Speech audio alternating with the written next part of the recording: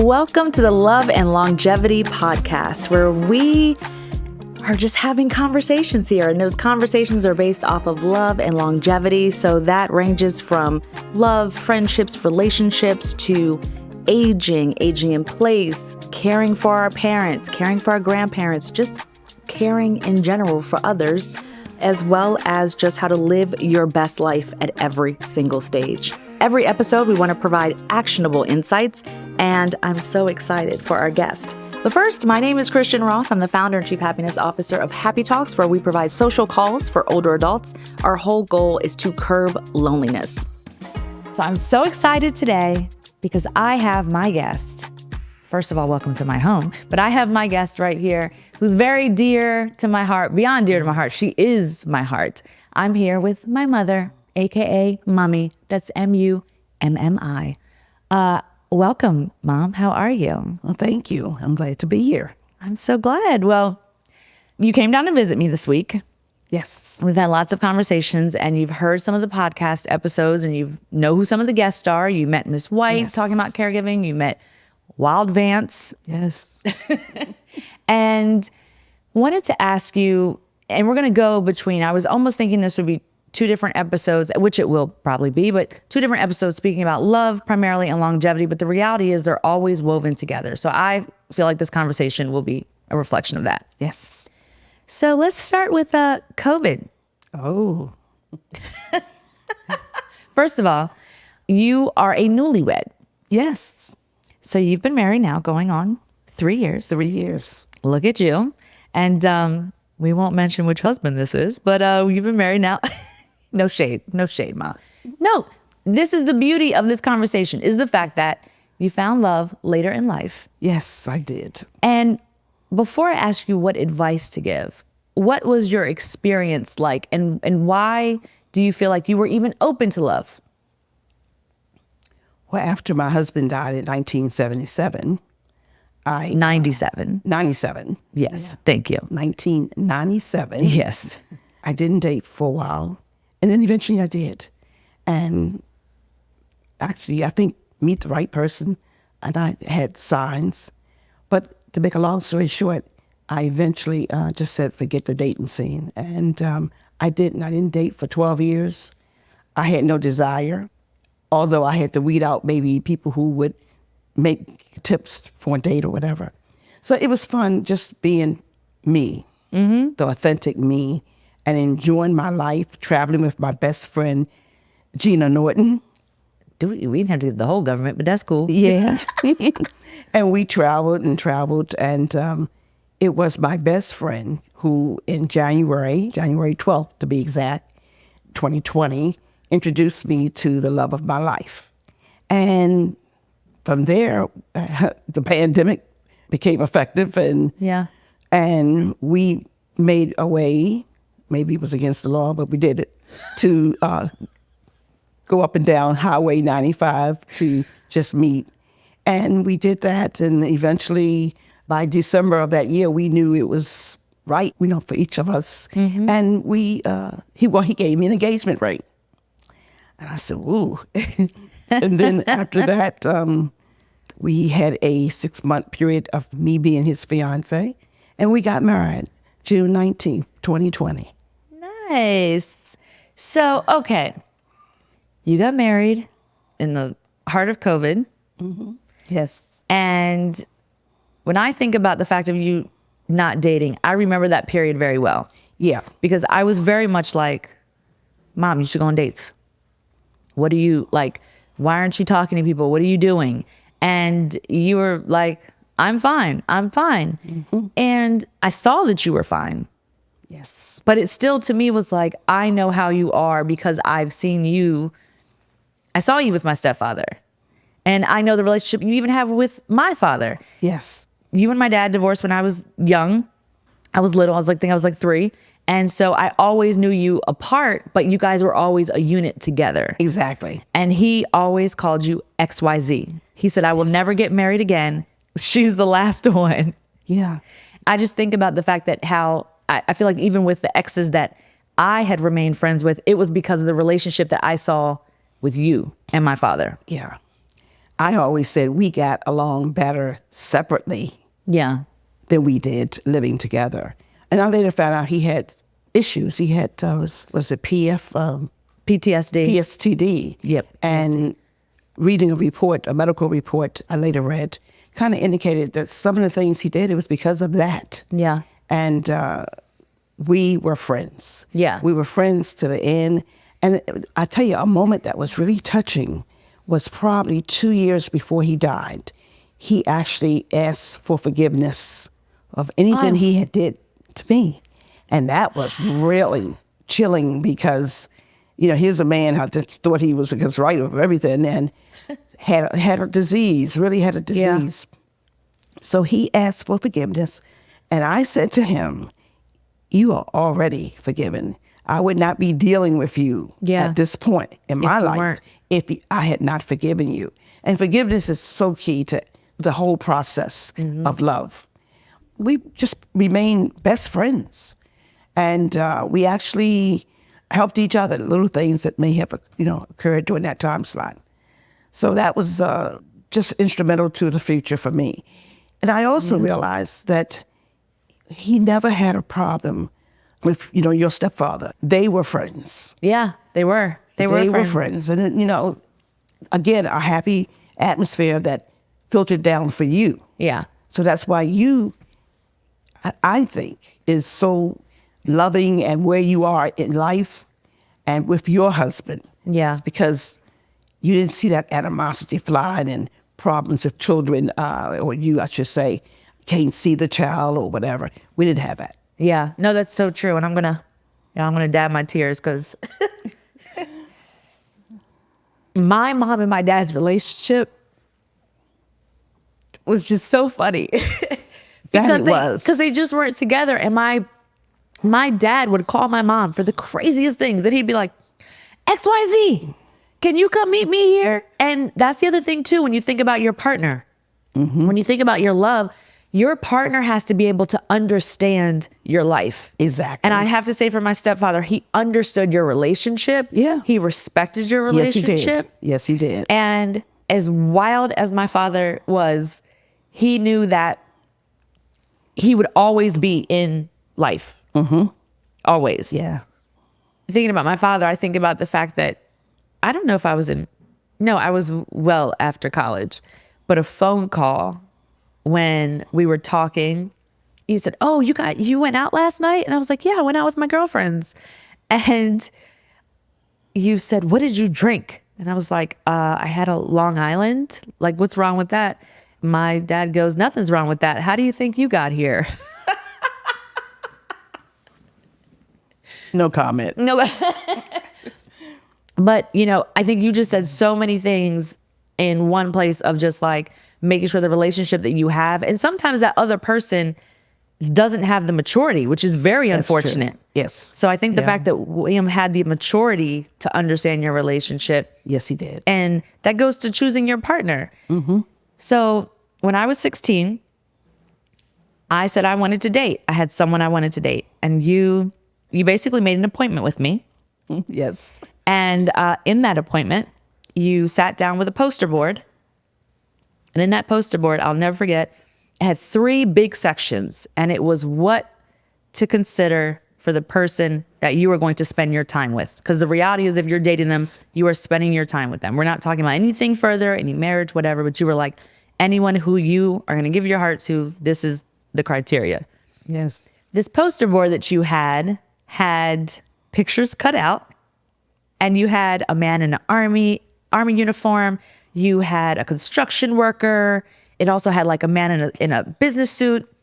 And it was, I don't remember the exact things, but it was basically like, first of all, the person has to believe in a higher power that this world is bigger than them. Exactly. The second thing was, what is their relationship like with their mother? If their mother is in their life, what is their relationship with the mother? And the third thing was that they have to have goals. Yes. So you kept it really simple, but like, how did you come up with that? And just thinking as a mom, like, how did you think to even do that? First of all, I look back over my life and I realized things that I had gone through and how they had shaped me. And I wanted to make sure I gave you something concrete to take with you and remember. And I see you remember that. And we have had these conversations about that poster board time after time. Yeah. I'll call it a mother's love, to make sure you have the principles, whatever you want to call them, the criteria. And you also mentioned earlier that the person needs to know about the universe, someone greater. Now, everybody who knows me will say, or know that I will say, hey, you got to have God in your life. Simple as that. Mm-hmm. You have to know him. You have to live the life. So that's what I call it. But the bottom line, that was important. My walk with God is so important. And it has become closer and closer, him and I, over the years. So that's how that got on the chart. Experience, again, my experience. That is so important. And if you have somebody in your life that's not equally yoked, not in sync, whatever, it won't last. It won't last. That's so true. No. You're going in different directions. So I just want to make sure, and I wish my mother had did that for me, laid down some things, as a teenager. Yeah. Because maybe I wouldn't have taken a U-turn, but I would have had a straight path. Yeah. Good way to put it. Yeah. Yeah. And, I think about too, you are auditor by trade. Yes. And right now, some of the issues, not even an issue, it's a huge epidemic right now, is Alzheimer's. Yes. And unfortunately, the number for Black women is very high. The numbers are almost double diagnosis. And when you think about just the things historically, whether it's racism, inequality, whatever, as a woman first, and then as, and as a Black woman, you were the first in a lot of your roles. Yeah. You were the first Black woman. Yeah. How was that path, and how has that shaped you as a person? First of all, I want to think that I opened a door for somebody else. So that's number one. And number two, we have to just walk that path of doing the best of what you can. Be the best at what you do. That was it. Being the best. I didn't have room for errors. Yeah. Yeah, racism was rampant. Mm-hmm. But you got to be strong, and you got to have a good prayer line. That's how I look at it. That's the thing too, like what you said about being strong, and I think that's the thing that's like really upsetting with now with social media and all these different things, is that we're not far removed from the things that you went through as, in your late 20s, in your 30s, what you were dealing with until like your retirement still. I don't use the word retirement. Okay, I forgot you don't use that word. But until now. Yes. Until now. And the other thing is, the sad part, yes, what you was talking about, is that this generation, they don't realize it. Really need to go back in time. I don't know if that'll help or not, but they don't realize it's still there, but under a different coding, a different label. Yeah. When I think about love with you, and when I think about longevity with you, I think of the fact that everyone you meet literally loves you, which is so funny to witness it. And then longevity wise, whenever you are talking about age or whatever, you literally got carded at the doctor's office the other day. So you came in, they had your chart, and then they wanted you to verify because they didn't think you were your age. They wanted to make sure I was the patient, right? What do you think are some of the keys to how you make sure you, and not using the word youthful, but just that your joy is shining through you physically? I try to take care of myself. Yeah. Exercise is so important. Mm-hmm. You really have to work it in your schedule. If you say, I don't have time, make time. You must exercise. You must take care of your face, and just take care of you. Yeah. And then not be an angry person, and be loving and giving. You got to give. You got to give to others. I know there are times I've had events at the house and people were walking out with this or that. They said they like it. I says, take it. You really have to be giving. Yeah. A giving person, that is.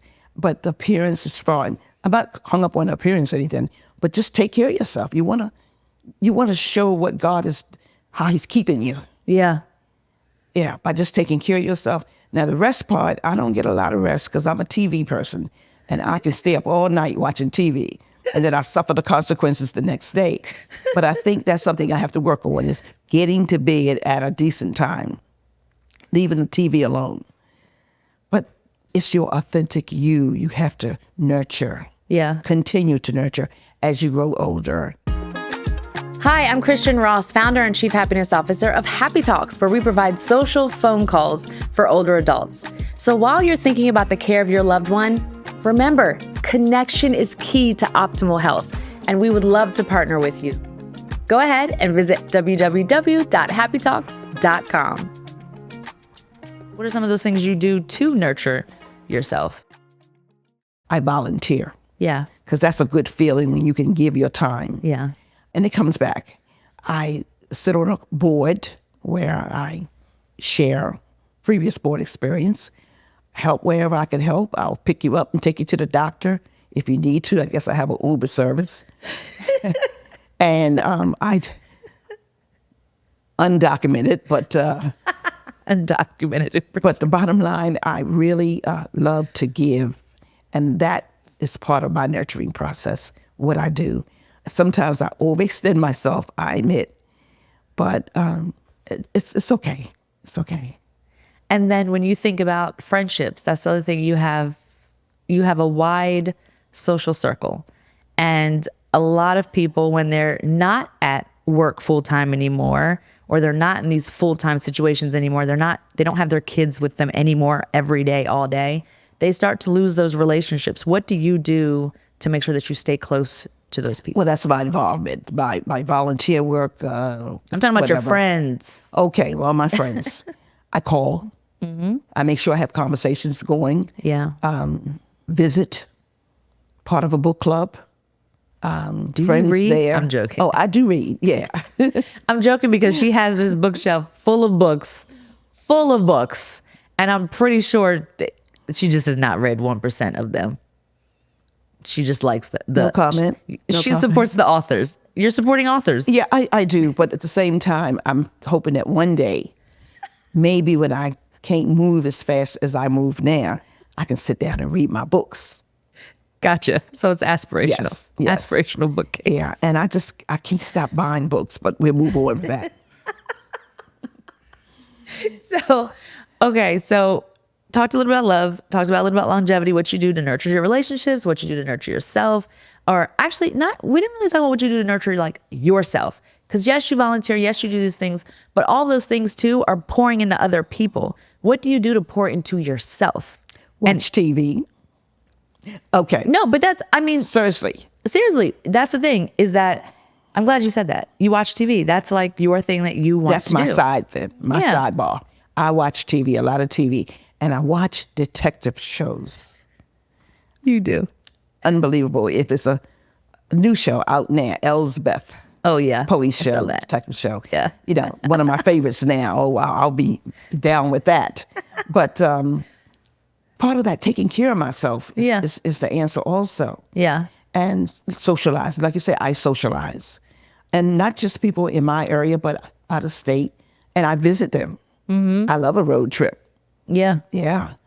Travel is, oh my gracious, nurturing, learning. History is my real pastime. Mm-hmm. I love to travel. I went to Greece last year, and it was a tremendous trip. But I want to go back because I didn't do all that I wanted to do because it was a cruise. But I want to go back, and I want to try to walk through Greece and some of the real historical sites that's dear to my heart. Yeah. I love the theater. I could be at a theater Friday, Saturday, and Sunday. You know, there are those out there that they go to the club on Friday, Saturday, and Sunday. You're like, I go to the theater. Take me to the theater every night. I'm happy. Friday, Saturday, and Sunday, and then boom. But I also have an affiliation with the Alliance Theater down here in Georgia. So it's things like that, the theater, the books, socializing with my friends, calling, visiting, the whole 9 yards. And see, I think that's what people need to also make sure their parents are doing or checking in on them about. Yes. I mean, like for me, of course, we talk all the time. I don't feel like I have to check in on you. If anything, I'm calling you to be like, why haven't you called me in 3 days or 2 days? Like, yeah, what's up? You haven't returned my text. Yes, you do. Because you're just all around town. So what suggestion would you make to an adult child who may see that their loved one isn't doing as much as they could, or just not being as social?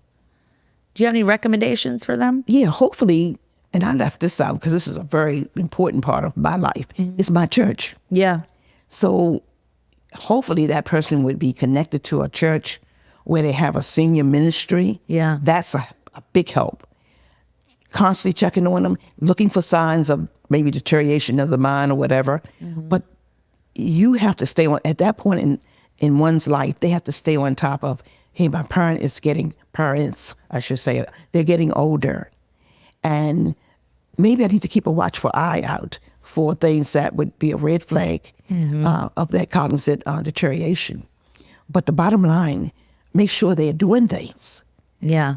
Encourage them with other outside activities other than their church. Yeah. That, I think, is key. You can't let them sit idle, and be with them. Spend a little time with them. Yeah. Maybe make an appointment with yourself in your heart. I'm going to visit my mother, my father, whatever, once a week, or if you can, depending on if they're out of town or whatever. We do things different because you're here in Atlanta and I'm in the Baltimore area. Just make sure if you can't visit physically, then talk to them. Yeah. And you may have to, at that point, expand your talking because you are out of town. But just don't leave them without any kind of communication. Yeah. Make sure they communicate within their community, their area, but also you must make sure they have activities in place. I heard that Baltimore right there in your area. It came out. That's okay. So for someone who may be an older adult who's thinking about dating again, what advice would you give? Well, I was at the Senior Expo here in Marietta, Georgia, and I had a very intense conversation about dating at a later age and, will I find somebody? And, then there's some that, I really want to find somebody. My advice is during that 12-year period where I did not date, have fun. Don't even think about a date. Don't even think about, I want to get married, or I want somebody in my life, however you want to say it. Don't even think about it. First of all, what God has for you is for you. And I used to have a little slogan, and I used to say it in a joking way. I'm not going to deal with anybody until God comes down and put them in front of my face. Well, he's not going to do that. But, in a sense. But what he will do, if you wait patiently and not think about, this and that, and I want this, I don't want to be lonely when I get older, just wait and pray. One initial prayer, God put the right person in my life, and boom, eventually it will happen. And because that's what happened to me. Put the right person, and all the signs that it was the right person was there, because if not, I wouldn't have gotten married within 18 months. Yeah. Don't be anxious. Just wait. Be patient. And when you least expect it, it'll come to you. And that's what happened. My best friend, Gina, she had gone to a party, and make a long story short, she introduced me to my husband. She did a little investigation first to make sure that, he didn't have a girlfriend. Girl code right there. Yeah, That's right. He wasn't married or anything like that. She did the investigation for me. Then I had to supplement it, of course. But the bottom line, that was the beginning of a beautiful relationship. But Yeah. I waited, and it wasn't on my mind. I wasn't wishing for it, oh my God, I'm getting older. It just came. Which I have to say, even though I specifically asked you about advice for an older adult who might be looking for love, that applies to any age. It does. Because it does. and it applies to anything. Like anything you hold tight, you can't just hold things so tight. You have to just be more open. And for me, I think it's funny, and I have to ask you, as seeing me and my husband, like I was very young when I got married. I have such a heightened appreciation. I always appreciated my husband. Always. But now I just have such a heightened appreciation of his consistency, of his character. Very much so. And how disciplined he is. Oh God, my he's God. he's disciplined Yes. too. Yeah, like now I've been working out consistently for 6 months, but every time beforehand, he's like, "Okay, Christian's gonna try again." And I'm like, "Shut up." Yes. But what do you think, from the outside in, looking at our relationship, what do you think is one of those things that has made us remain together? Oh God. Some of the things you just said about his character, he's disciplined. He's just a wonderful guy, and he's a loving person. But I think his patience with dealing with you, and So true. in a good way, his patience with your real estate adventures. And My career has been an adventure, y'all. It's true, Well, though. It's true. I'm talking to clients at 11 o'clock p.m. I'm doing this, I'm doing that. And coming in late, going to not being events. able to fix dinner on a regular basis. Yeah. That real estate business is not for me, but it's Yeah. good. It's very lucrative, but it's whatever.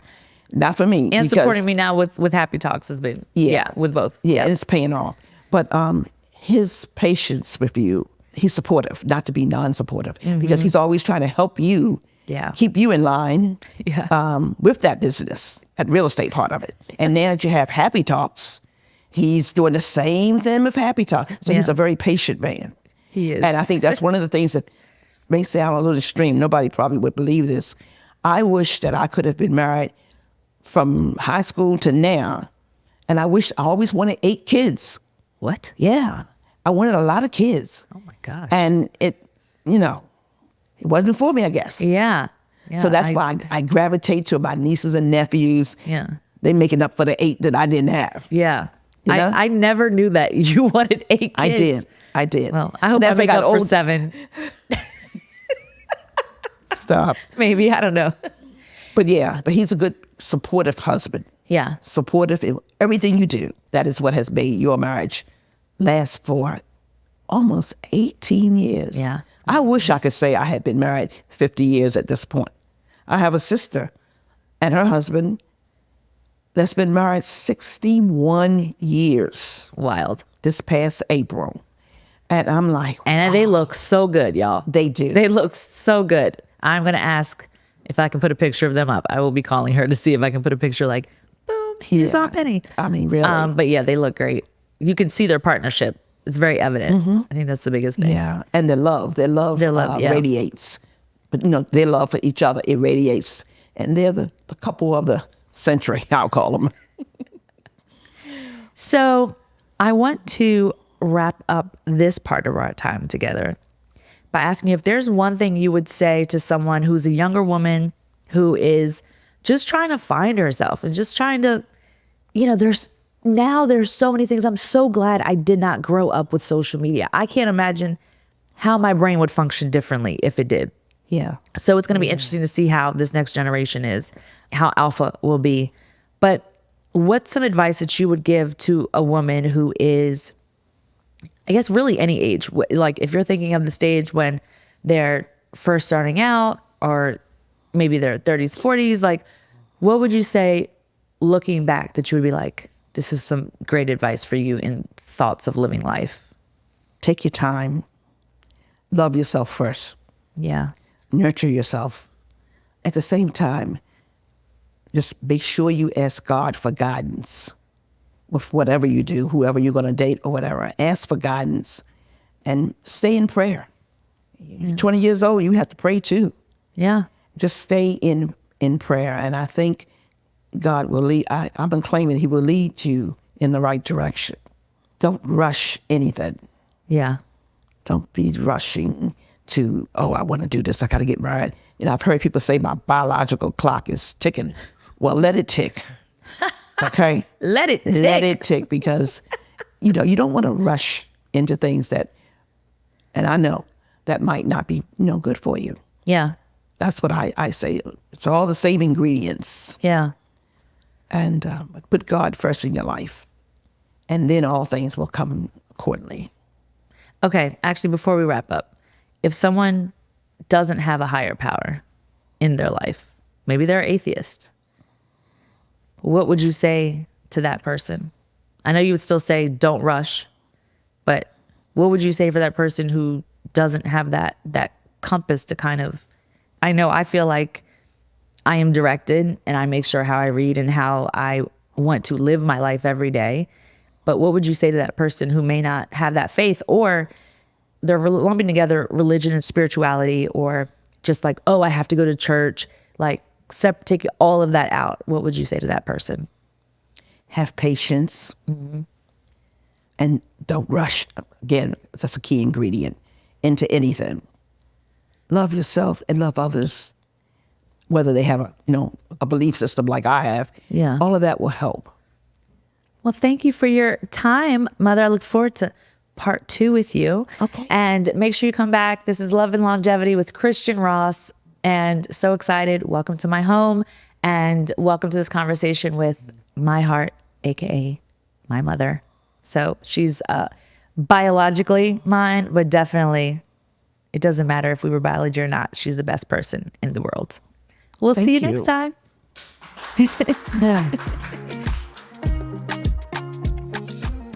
Thank you for joining us at Love and Longevity with Christian Ross. If you enjoyed what you heard, give us a 5-star review on your favorite podcast platform, and be sure to follow us. And if you like more from me, you can subscribe to the Happy Talks newsletter at the link in the show notes. Thanks for listening.